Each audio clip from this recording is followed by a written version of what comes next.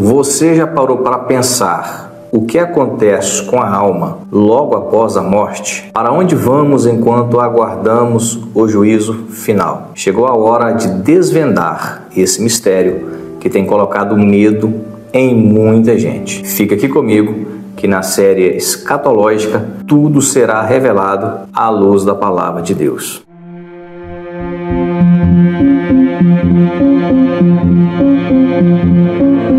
Antes de mais nada, meu querido, eu queria te pedir um favor. Não pule esse vídeo. Invista alguns minutos aqui até o final para você ser edificado e entender, à luz da palavra de Deus, para onde vão as almas, qual é o estado intermediário destas almas, tá? E outro favor, se inscreva, curta, compartilhe. Dessa forma você estará nos ajudando e auxiliando a levar esta palavra mais adiante, para que mais pessoas possam ser edificadas com a palavra do Senhor. Afinal de contas, o que significa estado intermediário das almas? Esta fase diz respeito ao período que vai desde a morte física até a ressurreição final. E você deve estar se perguntando, evangelista, quem parte desse mundo agora já enfrenta o juízo final de Deus? A resposta é não. Haverá o momento certo para o juízo do Senhor. Todavia, o que você precisa entender é que conforme as nossas obras, atitudes e comportamentos, esta alma vai para algum lugar. Isso é fato. E esse local ainda não é o lugar definitivo que Deus tem reservado, pois tanto o novo céu quanto o novo inferno não serão conhecidos logo após a morte. É bom que você entenda sobre isso. E falando em morte, existem 3 tipos de morte. A primeira morte é a morte física, que é a separação do corpo, alma e espírito. O destino natural de todo ser humano. Lá em Gênesis capítulo 3, versículo 19, diz que somos pó e ao pó retornaremos. Eclesiastes, o livro mais poderoso de Salomão, revela no seu capítulo 12, versículo 7, que o pó volta à terra como o era, e o espírito volta a Deus que o deu. E nesse momento que o espírito deixa o corpo, ele começa a se deteriorar com o tempo e se transforma em pó. Para finalizar esse entendimento, Tiago, capítulo 2, versículo 26, declara que o corpo sem o espírito está morto. Esta, portanto, é a primeira morte, chamada de morte física. A segunda morte é a morte espiritual. É quando o homem decide se afastar de Deus. A morte espiritual fica bem esclarecida no livro de Isaías, capítulo 59, versículo 2. Mas as vossas iniquidades fazem separação entre vós e o vosso Deus. O que separa Deus dos homens são os nossos pecados, gerando a morte espiritual. Porém, esta morte ainda pode ser revertida, porque Tiago diz lá em sua epístola, Ele quem? O Senhor Jesus, vos deu a vida, estando vós ainda mortos. E a terceira morte é a morte eterna, também chamada de segunda morte. A morte eterna é a separação definitiva e irreversível de Deus. Esta morte é reservada para aqueles que rejeitaram a salvação em Cristo Jesus. Também é mencionada na Bíblia Sagrada já no contexto do juízo final. Olha o terrível texto de Apocalipse, capítulo 21, versículo 8. Vou encontrar aqui para você. Mas quanto aos tímidos e aos incrédulos e aos abomináveis e aos homicidas e aos que se prostituem e aos feiticeiros e aos idólatras e a todos os mentirosos, a sua parte será no lago que arde com fogo e enxofre, o que é a segunda morte. É contra esta realidade que lutamos todos os dias, a fim de garantir a salvação e evitar a morte eterna, que é a morte terrível. Contra ela não tem mais jeito. E eu vou dar uma deixa aqui para você, ó. Quem escolhe o lugar que quer ir somos nós em vida, pois após a morte não há o que fazer. Mas e aí? Afinal de contas, onde estão as almas dos justos e dos ímpios neste momento? Antes de revelar, você precisa entender que houve dois cenários: antes da ressurreição de Cristo e após a ressurreição de Cristo. Antes da ressurreição, todas as almas, independente de justos ou ímpios, salvos ou não, desciam ao Sheol, que é um termo hebraico para o mundo dos mortos no Antigo Testamento. No Novo Testamento, esse mesmo termo era chamado de Hades. São duas linguagens aí para significar o nome inferno. Então todos iam para lá, mas com uma divisão intransponível entre eles, é claro. O lado dos justos era também chamado de seio de Abraão, ou paraíso. E este ambiente era de felicidade, prazer e segurança. Quem estava do lado dos ímpios não passava para o lado dos justos, e vice-versa. Quem estava do lado dos justos não podia passar para o lado dos ímpios.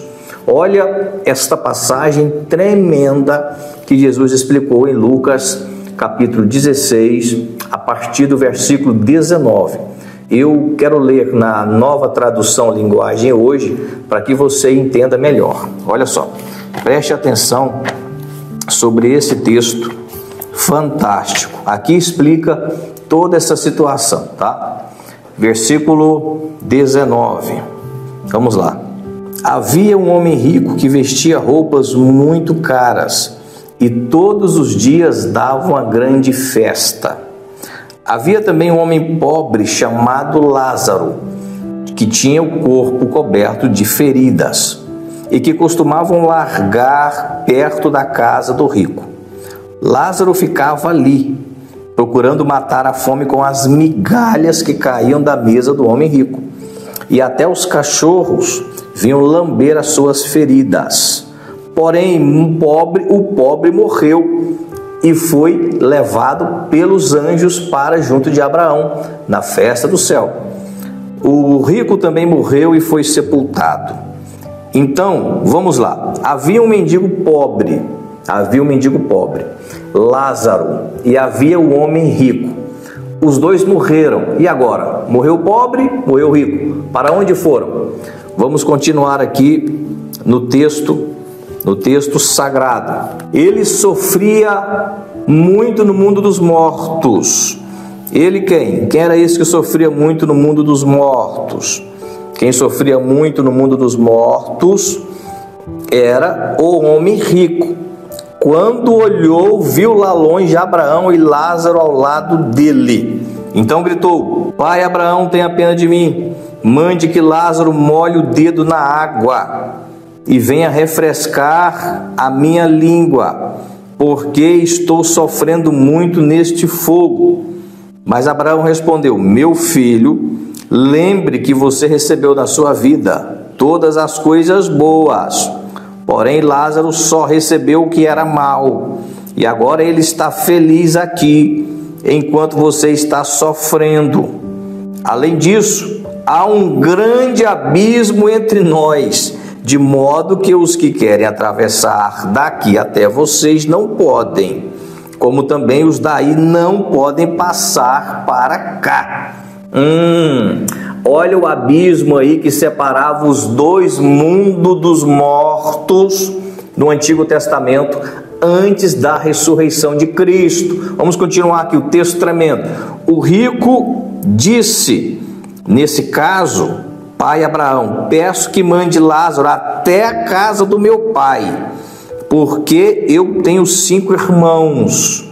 Deixe que ele vá lá, avise para os que assim não venham para este lugar de sofrimento. Ai, meu pai. Mas Abraão respondeu: seus irmãos têm a lei de Moisés e os livros dos profetas para os avisar, que eles os escutem. Só isso não basta, pai Abraão, respondeu o rico. Porém, se alguém ressuscitar e for falar com eles, aí eles se arrependerão dos seus pecados. Mas Abraão respondeu: se não escutarem Moisés nem os profetas, não crerão mesmo que alguém ressuscite. Veja que forte, isso é muito forte. Eles se lembravam de tudo, tanto os que estavam no paraíso quanto os que estavam no inferno, também chamado de Sheol. Eles possuíam toda a lembrança da terra, tanto que o rico estava aqui implorando para que ele pudesse voltar e avisar a sua família daquele lugar terrível. Olha que lembrança medonha, que lembrança eterna, que faz com que a nossa vida seja repensada. Todas as almas lançadas no inferno possuem lembrança de tudo que aconteceu na terra. Mas e após a ressurreição de Jesus? O que aconteceu? Ele desceu até o Hades, até o mundo dos mortos, e tirou de lá os justos. Porém, os ímpios permaneceram no lugar de tormento, também chamado de inferno. Mas qual a evidência bíblica que mostra isso? Jesus descendo até o inferno e resgatando estas almas daquele ambiente, mesmo estando no seio de Abraão, que era um lugar de felicidade, paz e segurança. Efésios capítulo 4, versículos 8 e 9. Vou ler também na nova versão para você entender. Olha aí, nova versão para você entender. Como dizem as escrituras sagradas, quando Jesus subiu aos lugares mais altos, levou consigo muitos prisioneiros e deu dons às pessoas. Olha o versículo 9. O que quer dizer ele subiu? Quer dizer que ele também desceu até os lugares mais baixos da terra, isto é, até o mundo dos mortos. Oh, glória! Meu irmão, que forte! Quando Jesus passou pela ressurreição, ele vai até o mundo dos mortos e retira de lá, leva todos os cativos e justos que lá estavam para o paraíso eterno, que é o céu, mesmo não estando em tormento, e levou todos para o paraíso celestial, que é onde os mortos salvos vão hoje quando morrem. Jesus disse ao ladrão da cruz: ainda hoje estarás comigo no paraíso. Sabe por quê? Porque ele já sabia que após a entrega do seu espírito, ele desceria até o mundo dos mortos, até o Sheol, até o Hades, e de lá resgataria todas as almas. No céu é a nossa morada, porque Romanos capítulo 8, versículo 34, responde a essa pergunta: quem os condenará? Pois Cristo quem morreu, ou antes quem ressuscitou dentre os mortos, o qual está à direita de Deus e também intercede por nós. Cristo está à direita de Deus e é exatamente para lá que vão as almas salvas, para aguardar o arrebatamento, que será o nosso próximo tema. E quanto às almas perdidas, essas continuam no inferno, aguardando apenas o juízo final, e de lá não podem sair, pois somente Cristo tem as chaves da morte e do inferno. Apocalipse 1,18, Jesus falando: mas eis aqui estou vivo para todos sempre, amém, e tenho as chaves da morte e do inferno. E qual será o momento delas saírem de lá? Haverá o momento destas almas saírem tanto do inferno quanto também do paraíso eterno. Ora, se o estado é intermediário, significa que elas sairão em algum momento. Porém, que você precisa entender que haverá duas ressurreições distintas: a ressurreição dos salvos e a ressurreição dos perdidos. Vamos ler a evidência no Evangelho de João, capítulo 5, versículos 28 e 29. Vamos lá. Evangelho de João, capítulo 5, versículos 28 e 29.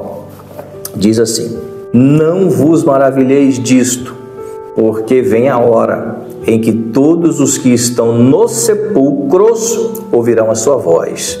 E o 29, e os que fizeram o bem sairão para a ressurreição da vida, e os que fizeram o mal para a ressurreição da condenação. Qual será o propósito destas duas ressurreições?